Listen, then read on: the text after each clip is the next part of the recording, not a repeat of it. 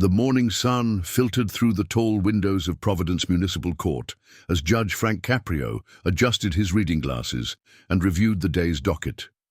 Another Tuesday filled with parking violations, minor infractions, and the usual parade of citizens seeking understanding rather than punishment. He had presided over thousands of these cases, each one teaching him something new about the human condition. The courtroom buzzed with its familiar energy, lawyers shuffling papers, defendants nervously checking their phones, and court officers maintaining their watchful presence. What Judge Caprio didn't expect was to see a name that would make national headlines sitting quietly in the third row. Charlie Kirk sat with his hands folded, wearing a simple navy suit instead of his usual media-ready attire. The young conservative activist looked smaller somehow, diminished from the confident figure who commanded stages and television screens across America. His usual animated gestures were replaced by a stillness that seemed almost foreign to his public persona. Judge Caprio noticed how Charlie's eyes avoided contact with other people in the courtroom, a stark contrast to the man who built his career on direct, unwavering eye contact with cameras. There was something in his posture, shoulders slightly hunched, head tilted downward, that spoke of a weight far heavier than a simple traffic violation. The judge had seen this look before in countless defendants who carried burdens that extended far beyond their legal troubles. When Charlie's name was called, he stood slowly, as if each movement required tremendous effort. The walk to the defendant's table seemed to take forever, each step echoing in the unusually quiet courtroom. "Mr. Kirk," Judge Caprio began, his voice carrying its characteristic warmth that had comforted thousands before, "I see you're here for a speeding violation on Route 95. Charlie nodded, his voice barely above a whisper as he confirmed the details of his citation. The judge studied the young man's face, noting the dark circles under his eyes and the way his hands trembled slightly as he reached for his documentation. This wasn't the confident political firebrand who debated college students and appeared on national television. Something had fundamentally shifted in Charlie Kirk, and Judge Caprio's decades of experience told him there was a story here that needed to be heard. The courtroom remained unusually silent, as if everyone sensed they were witnessing something significant. Even the court reporter seemed to lean in slightly, recognizing that this routine traffic case might become anything but routine. The judge looked down at the citation, then back at Charlie, his expression softening with the kind of paternal concern that had made him beloved in his community. "Son, before we discuss this ticket, I have to ask, are you all right?" The question hung in the air like a bridge between two worlds, the public Charlie Kirk everyone thought they knew, and the private young man standing vulnerable before the bench. Charlie's breath caught, his composure wavering for just a moment before he steadied himself. "Your Honor, he began, then stopped, as if the words he needed existed somewhere beyond his reach. Judge Caprio waited patiently, understanding that sometimes the most important conversations begin with silence. The morning light continued to stream through the windows, illuminating a moment that would change both men's understanding of justice, redemption, and the power of human compassion. This was no longer about a speeding ticket. This was about a young man who had lost his way and a judge who recognized the signs of someone crying out for help. Judge Caprio had presided over enough cases to recognize when someone was carrying more than legal troubles. Charlie Kirk's hands shook as he fumbled with his paperwork, a stark contrast to the steady confidence he displayed on television stages. The judge noticed how the young man's eyes darted around the courtroom, never settling on any one person for more than a second. There was a vulnerability here that cameras had never captured, a rawness that seemed to contradict everything the media portrayed about this polarizing figure. "Mr. Kirk, I've seen your interviews on television," the judge said gently, "but the man standing before me today seems very different."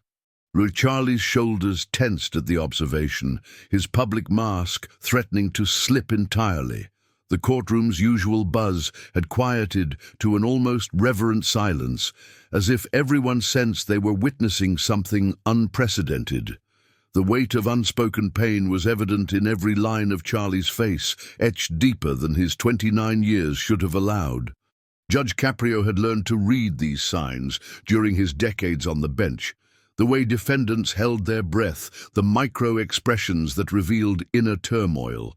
Charlie's usual animated gestures were replaced by a stillness that seemed almost foreign to his nature.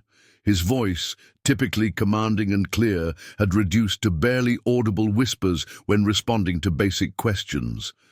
The judge noticed how Charlie's eyes reflected a kind of exhaustion that went beyond physical fatigue. This was the weariness of someone who had been performing a role for so long that they'd forgotten who they really were. Even his posture spoke of a man who'd been carrying an impossible burden, bent under the weight of expectations and contradictions. "Your Honor," Charlie finally managed, his voice cracking slightly, "I know what people think they know about me." His words carried a resignation that seemed to surprise even himself, as if he hadn't planned to reveal so much. The judge leaned forward, his expression one of genuine concern rather than judicial authority. Charlie continued, "But what they see on screens and stages, it's become something I barely recognize anymore." His admission hung in the air like a confession, raw and unfiltered in a way his public appearances never were. Judge Caprio nodded slowly, understanding that they had moved far beyond the simple traffic violation that brought them together. The morning light streaming through the courtroom windows seemed to illuminate not just the physical space, but the emotional chasm between Charlie's public persona and his private struggle. The silence stretched between them, filled with unspoken understanding that this moment represented something far more significant than a routine court appearance. Judge Caprio had spent his career looking beyond surface charges to understand the human beings who stood before his bench. In Charlie's case, he sensed a young man who had somehow lost himself in the machinery of political theater and public expectations. The judge's intuition told him that Charlie's real story, the one that had been deliberately kept silent, was about to emerge. This wasn't about conservative politics or liberal criticism. This was about a human soul crying out for authenticity in a world that rewarded performance over truth. Charlie stood there, stripped of his usual confidence, waiting for judgment but hoping for something more. Understanding, perhaps, or simply the chance to be seen as more than the caricature he'd become. The traffic citation on Judge Caprio's desk had become secondary to the much more complex case of a young man seeking redemption. Judge Caprio's gentle questioning created a safe space that Charlie hadn't experienced in years of hostile interviews and political combat. "Tell me about your family, son," the judge asked, his voice carrying the warmth of a grandfather rather than the authority of the bench. Charlie's carefully constructed walls began to crumble as memories of his immigrant grandfather flooded back. "My grandfather came from Poland with nothing but a suitcase and a dream," Charlie began, his voice gaining strength as he spoke of the man who had shaped his early values. The courtroom seemed to fade away as Charlie transported himself back to childhood conversations in his grandfather's small kitchen. "He used to tell me that America gave him everything, and that I had a responsibility to give back to people like him." The judge nodded encouragingly, sensing that they were approaching the heart of Charlie's hidden story. Tears began to form in Charlie's eyes as he recalled the promise he had made as a 12-year-old boy. "I swore to my grandfather on his deathbed that I would use my voice to help working families, immigrants, people who felt forgotten by the system." His voice broke slightly as the weight of that childhood oath resurfaced after years of being buried under political rhetoric. Judge Caprio listened intently, recognizing the pain of someone who had strayed from their moral compass. He believed that real change happened one person at a time, one family at a time, through compassion and understanding. Charlie wiped his eyes with the back of his hand, embarrassed by his emotional display in the formal courtroom setting. The promise had been simple yet profound, to be a voice for those who had no voice. But somewhere along the way, that voice had been co-opted, twisted, and used for purposes that would have broken his grandfather's heart. "When did you last think about that promise?" Judge Caprio asked, his question cutting through years of political noise to reach the core of Charlie's identity crisis. Charlie's shoulders shook as he realized how long it had been since he had truly honored his grandfather's memory. "I can't even remember, Your Honor. The campaigns, the media appearances, the fundraising, it all became about winning arguments instead of changing lives." His admission revealed the depth of his disconnect from his original purpose. The young man who had once dreamed of helping immigrant families had somehow become a figure associated with policies that his grandfather would have opposed. Judge Caprio saw the recognition dawning in Charlie's eyes, the painful awareness that he had not just forgotten his promise, but had actively betrayed it.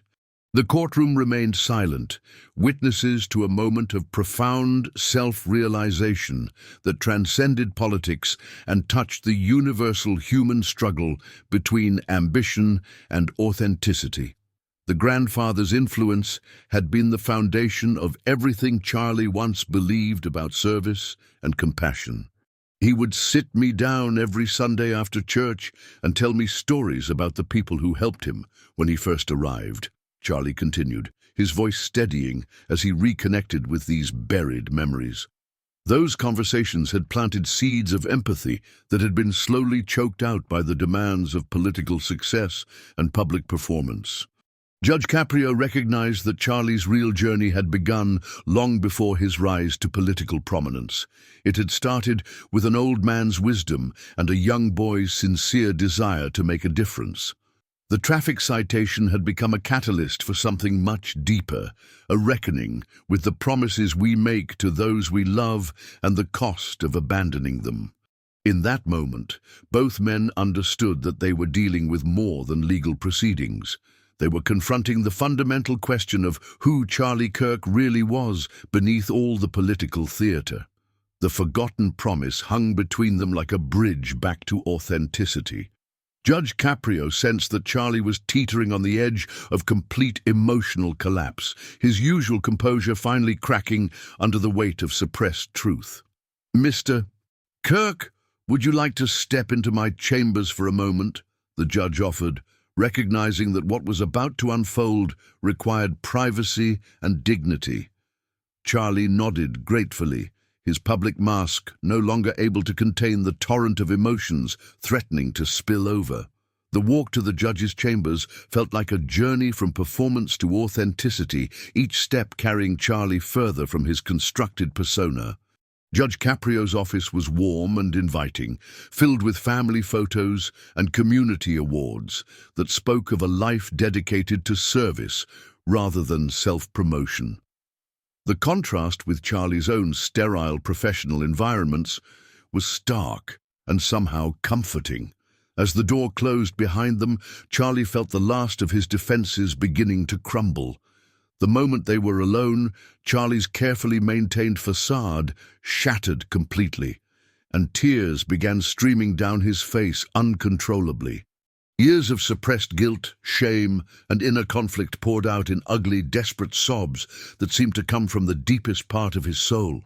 "I never wanted any of this," he choked out between gasps, his voice raw with pain that had been building for years. Judge Caprio sat quietly, offering tissues and the kind of patient presence that Charlie hadn't experienced since his grandfather's death. The money, the fame, the power, none of it was supposed to matter more than helping people. His words came in broken fragments, each admission more painful than the last, as he confronted the reality of what he had become.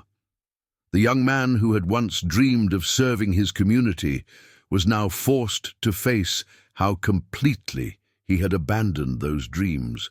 Charlie's breakdown revealed the crushing weight of political machinery that had slowly consumed his original ideals and transformed him into something unrecognizable. They told me I had to choose between being effective and being authentic, he sobbed, his voice filled with the anguish of someone who had made the wrong choice repeatedly. The financial pressures, the donor expectations, the media demands, they had all conspired to push him further from his grandfather's teachings about compassion and service. Judge Caprio listened as Charlie described how each compromise had seemed small at the time, but together they had led him down a path that contradicted everything he once believed. I started justifying everything by telling myself I was playing a long game, that eventually I'd be able to help people. The lies he had told himself were as painful to confront as the lies he had told the public. His grandfather's face haunted every major decision, a constant reminder of the promise he had broken.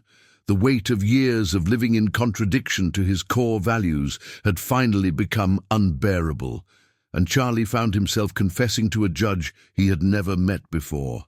"I wake up every morning hating what I've become," he whispered, his voice barely audible through his tears. The political success that others envied had become a prison of his own making, each public appearance taking him further from the person his grandfather had raised him to be. Judge Caprio had witnessed many confessions in his chambers, but this felt different. This was a young man's soul crying out for redemption and a way back to authenticity. "I don't even know who I am anymore without the cameras and the scripts and the expectations." Charlie's admission revealed the depth of his identity crisis, the complete disconnection between his public persona and his private anguish. In that quiet chamber, surrounded by evidence of Judge Caprio's lifetime of authentic service, Charlie finally confronted the full magnitude of how far he had strayed from his grandfather's path. Judge Caprio leaned back in his chair, his weathered hands folded, as he watched Charlie's raw emotional display with the patience of a man who had witnessed thousands of such moments. "Son, let me tell you something about staying true to yourself in a world that constantly tries to change you," he began, his voice carrying decades of hard-earned wisdom. The judge's eyes held a gentle understanding that seemed to wrap around Charlie like a warm embrace, offering comfort without judgment. "When I first became a judge, powerful people tried to convince me that compassion was weakness, that I needed to be tougher to be respected." His words carried the weight of personal experience, each syllable carefully chosen to reach Charlie's broken spirit. Charlie looked up through his tears, desperate for guidance from someone who had managed to maintain their integrity in positions of power. The judge's calm presence began to slowly steady Charlie's chaotic emotions, offering the first glimpse of hope he had felt in years. "I've been on this bench for over 30 years, and I've learned that the moment you start compromising your core values for external validation, you lose yourself piece by piece." Judge Caprio's voice grew stronger as he shared lessons learned through his own struggles with institutional pressure and public expectations. "There were times when politicians, lawyers, and even other judges told me I was being too soft, too emotional, too concerned with people's stories rather than just the law." Charlie hung on every word, recognizing his own battles in the judge's experiences of resisting pressure to abandon his compassionate approach. "But every time I stayed true to what my heart told me was right, the community responded with more love and respect than any political strategy could have earned." The judge's success hadn't come from playing political games, but from remaining authentically committed to serving his community with genuine care. His example offered Charlie a roadmap back to the values his grandfather had instilled in him decades earlier. "The difference between us and them, Charlie, is that we remember where we came from and who we're really supposed to serve," Judge Caprio continued, his words cutting through years of political noise to reach Charlie's dormant conscience. "Every morning I look in the mirror and ask myself if my grandfather would be proud of the man I've become." The parallel to Charlie's own grandfather was intentional and powerful, creating a bridge of understanding between two men from different generations and backgrounds. When the answer is yes, I know I'm on the right path, regardless of what the critics or the power brokers might say.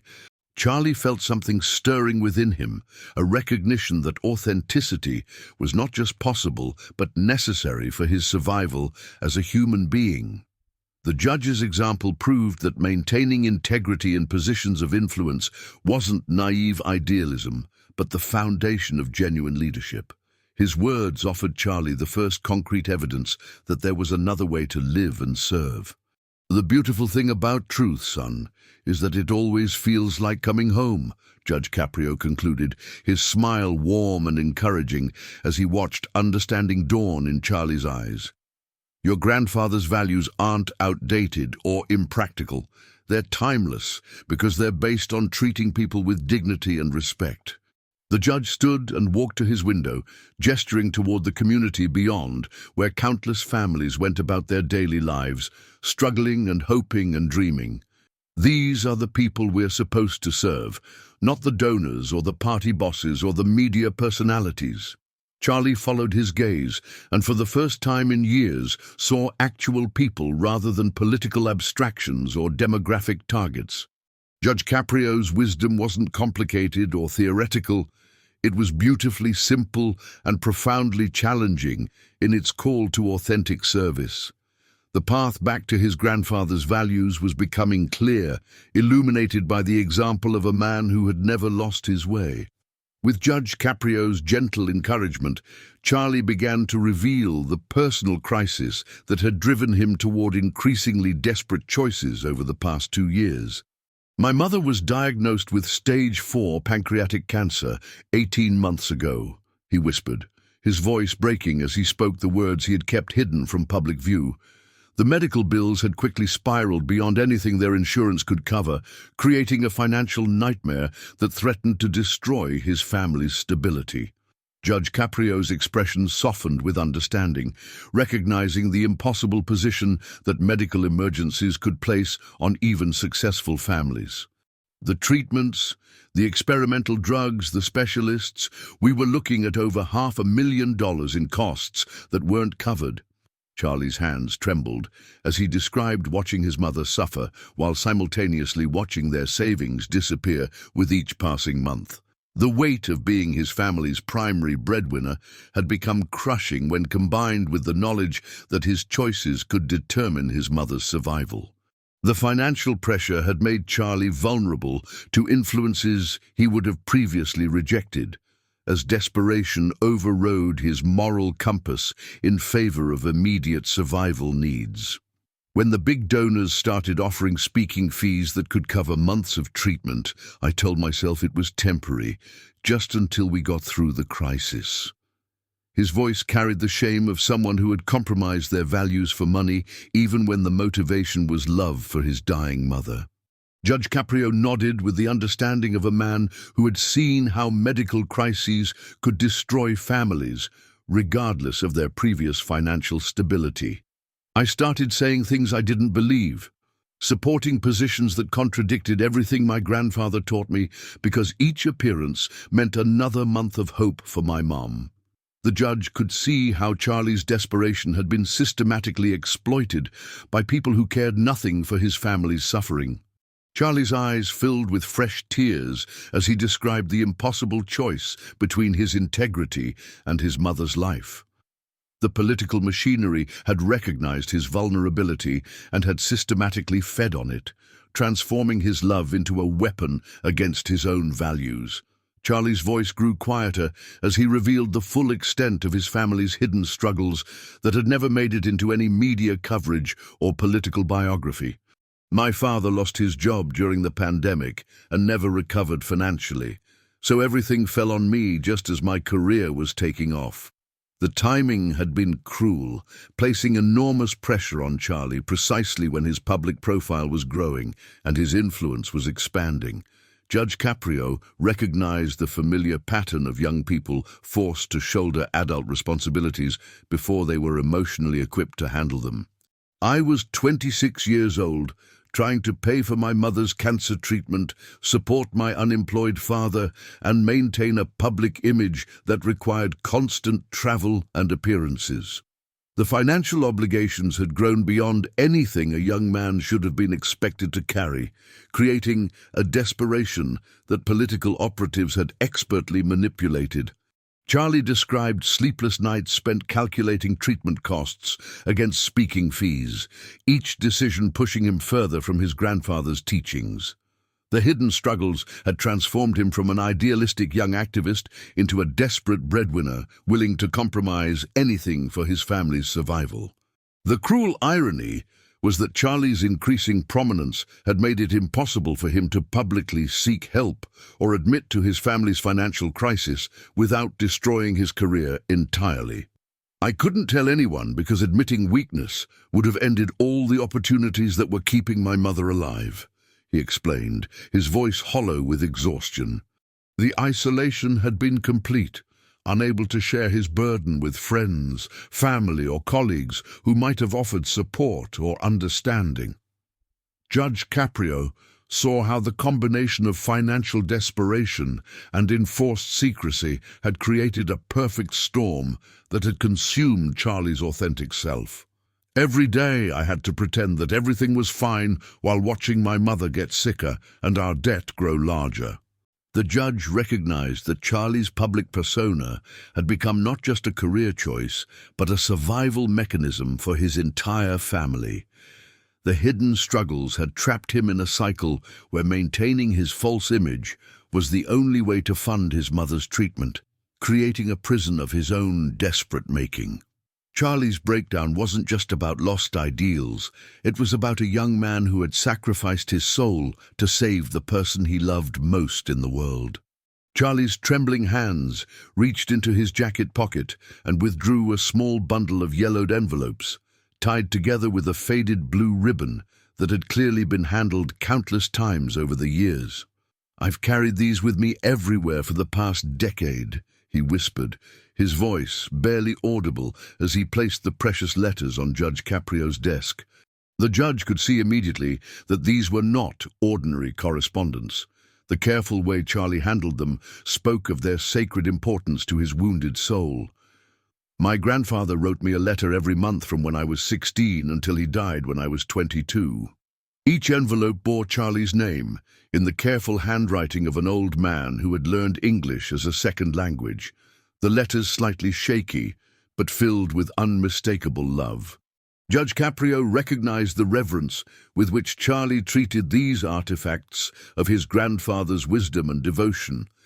The letters represented a direct connection to the values and dreams that Charlie had abandoned in his desperate pursuit of financial salvation for his family. He always signed them, "Your grandfather who believes you will be a voice for the voiceless," Charlie continued, his voice cracking as he untied the ribbon and carefully selected one letter from the bundle. The words carried the weight of prophecy and expectation, a blessing that had become a curse as Charlie's life took him further from his grandfather's vision. Judge Caprio watched as Charlie's hands shook while unfolding the delicate paper, clearly having read these words thousands of times without being able to live up to their promise. "This one is from just before he died. He was so proud that I was studying political science, so certain that I would use my education to help immigrant families like ours." The letter contained his grandfather's final hopes and dreams for Charlie's future, written by a dying man who believed his grandson would carry forward the values of compassion and service. Charlie's tears fell onto the aged paper as he read passages that had haunted him through every compromise and betrayal of his political career. The contrast between his grandfather's expectations and his current reality created a pain so deep that it threatened to overwhelm him completely. Judge Caprio leaned forward as Charlie began to read aloud from his grandfather's final letter, the old man's words echoing through the chambers like a ghost demanding justice. "My dear Charlie, I know that America will try to change you, will offer you money and fame and power that seems easier than the hard work of helping one family at a time." The grandfather's wisdom proved eerily prophetic, as if he had foreseen exactly the temptations that would eventually ensnare his beloved grandson. But remember that real change happens in courtrooms like Judge Caprio's, in community centers, in the homes of struggling families who just need someone to believe in them. Charlie's voice broke as he realized his grandfather had specifically mentioned Judge Caprio's court, having followed the judge's compassionate approach to justice through local news coverage. The old man had held up Judge Caprio as an example of authentic public service, making this moment feel like a divine appointment rather than a random encounter. He wrote this letter 6 months before he died, and somehow he knew I would end up here, in this courtroom, needing to remember who I was supposed to become. The weight of his grandfather's unfulfilled expectations pressed down on Charlie as he carefully refolded the precious letter and returned it to its envelope. "I read these every morning, Your Honor, and every morning I feel like I'm betraying him a little bit more." The daily ritual had become a form of self-torture, a constant reminder of how far he had strayed from the path his grandfather had envisioned for him. Judge Caprio could see that the letters had become both Charlie's greatest treasure and his deepest source of shame, representing the gap between who he was and who he was meant to be. He believed I would be different, that I would resist the corruption he had seen destroy other young men with good hearts. The grandfather's faith in Charlie's character had been absolute, making his grandson's moral failures feel like a betrayal not just of his own values, but of a dying man's final hopes. Charlie's connection to these letters revealed the depth of his identity crisis. He had become the opposite of everything his grandfather had prayed he would become.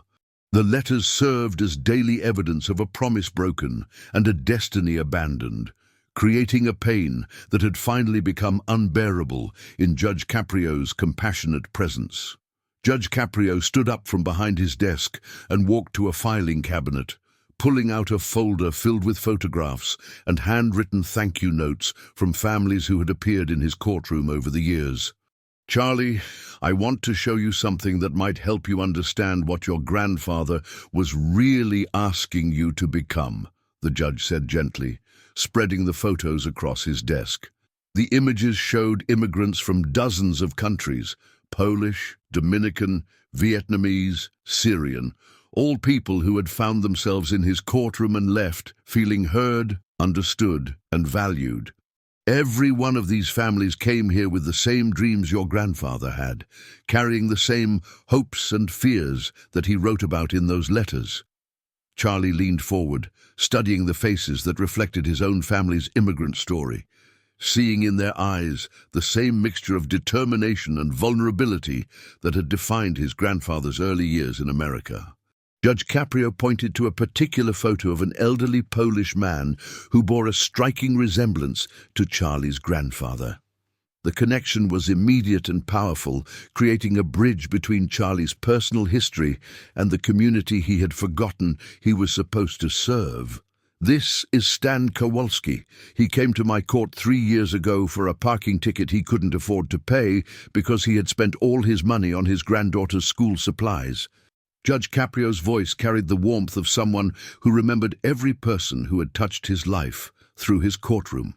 Charlie stared at the photograph, seeing his own grandfather's sacrifice and love reflected in Stan's weathered face and gentle eyes. "When I dismissed his ticket and the court staff collected money to help with his expenses, he cried right there at the defendant's table." The judge's eyes twinkled with the memory of that moment, the kind of authentic human connection that had defined his career and given meaning to his work. He wrote me a letter afterward, saying that someone finally saw him as a person rather than just a problem to be processed through the system. Charlie felt something stirring in his chest as he realized that this was exactly the kind of moment his grandfather had envisioned when he wrote about being a voice for the voiceless. The photograph, represented everything Charlie had abandoned in his pursuit of political success and financial security. Judge Caprio continued sharing stories, each one revealing the profound impact that authentic compassion could have on individual lives and entire families.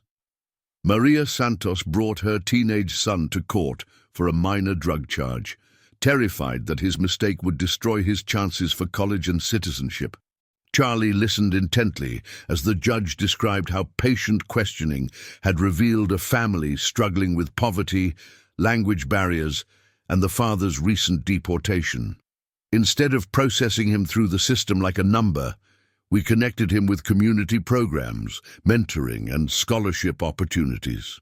The judge's approach had transformed what could have been a life-destroying encounter into a turning point that led to the young man's eventual graduation from college and career in social work. That boy now works with immigrant families throughout our community, helping them navigate the same challenges his family faced. Charlie could see his grandfather's vision coming to life in these stories, the ripple effect of compassion extending far beyond individual cases to strengthen entire communities.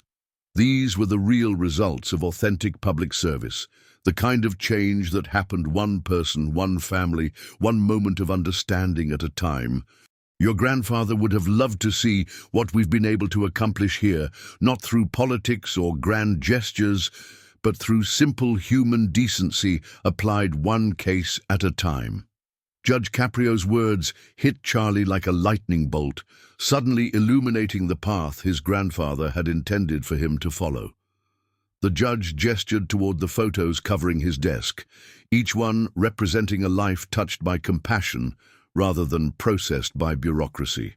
This is what he meant when he talked about being a voice for the voiceless, not shouting on television or arguing with opponents, but listening, really listening, to people who just need someone to see their humanity.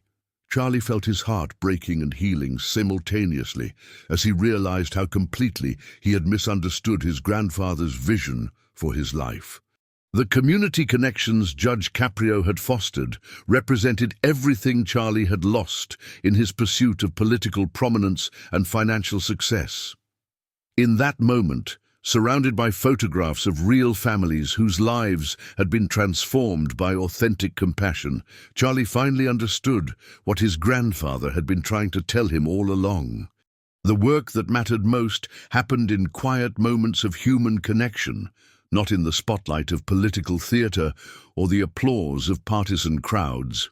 Judge Caprio looked at Charlie with the gravity of someone who understood that pivotal moments in life often arrive disguised as ordinary encounters. "Son, we need to return to the courtroom now, but I want you to know that what happens next is entirely your choice," the judge said, his voice carrying both compassion and challenge.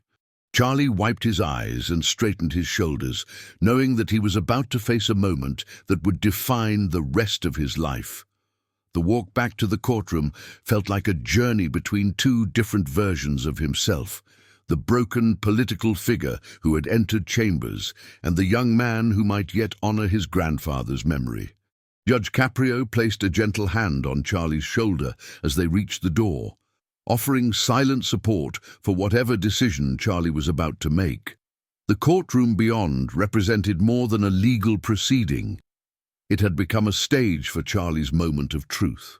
As they prepared to rejoin the waiting crowd, both men understood that the next few minutes would determine whether Charlie's grandfather's dreams would finally be fulfilled or permanently buried.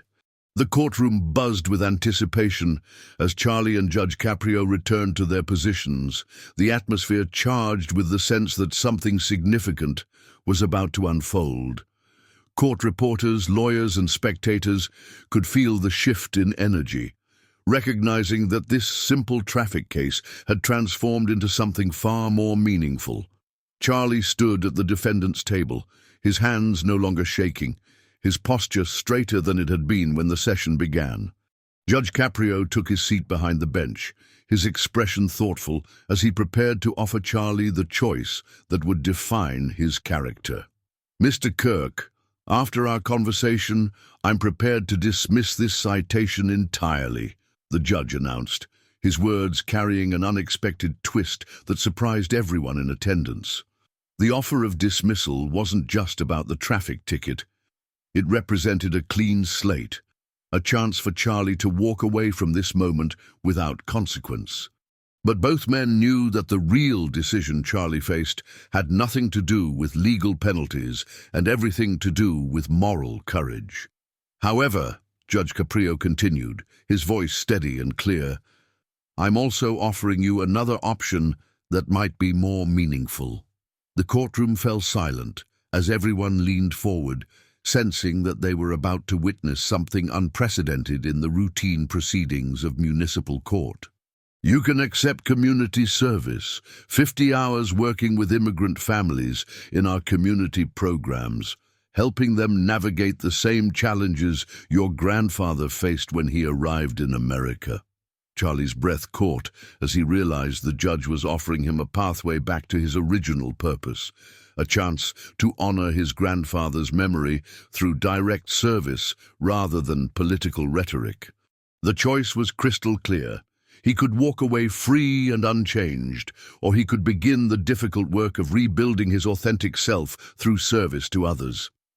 Judge Caprio's offer represented more than community service. It was an invitation to rediscover his grandfather's values through action rather than words. The entire courtroom seemed to hold its breath, waiting to see which version of Charlie Kirk would emerge from this moment of truth.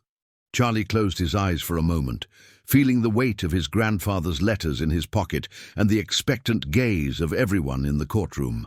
When he opened them, his voice was clear and strong for the first time in years, carrying a conviction that surprised even himself.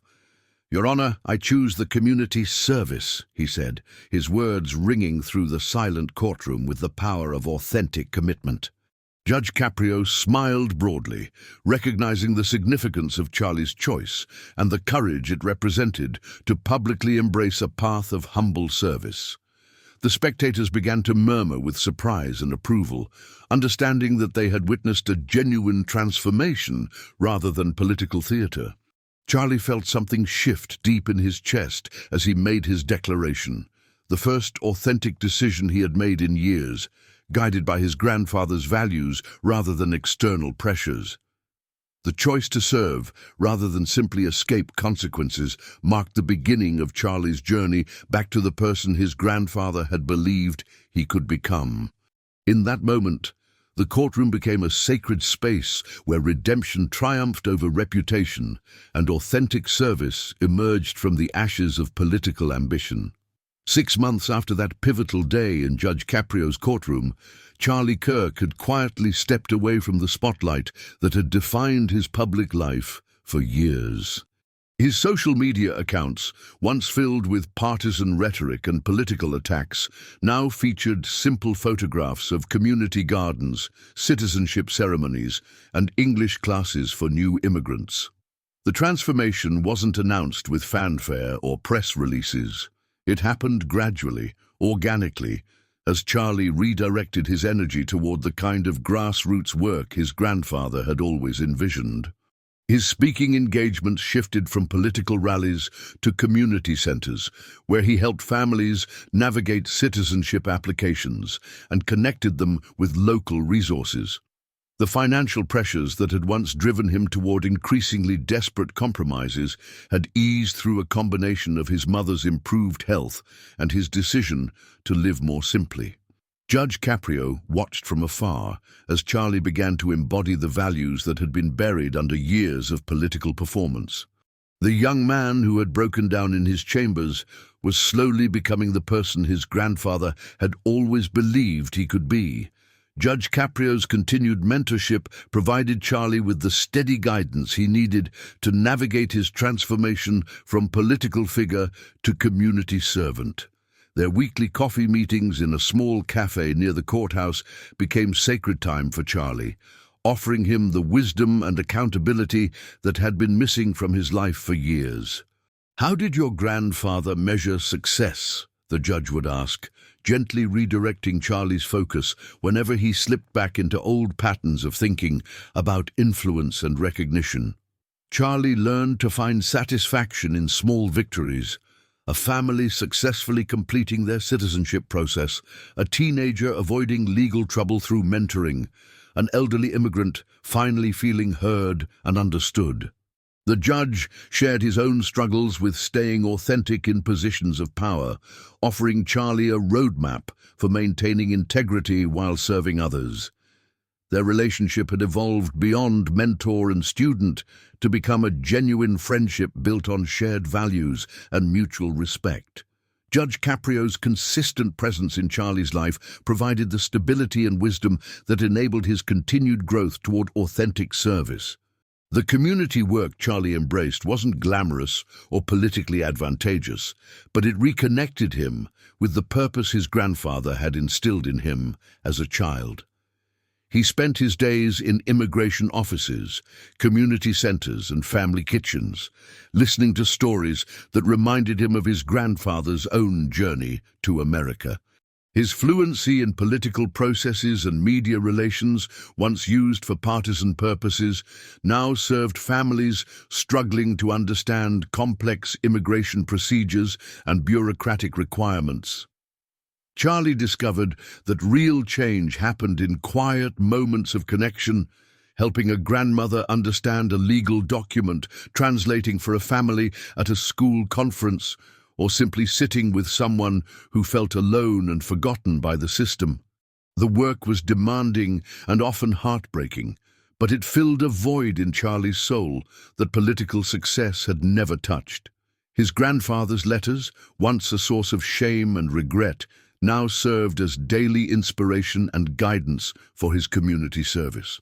The transformation wasn't complete or perfect, but it was authentic, grounded in the values that had shaped his childhood before ambition and desperation led him astray.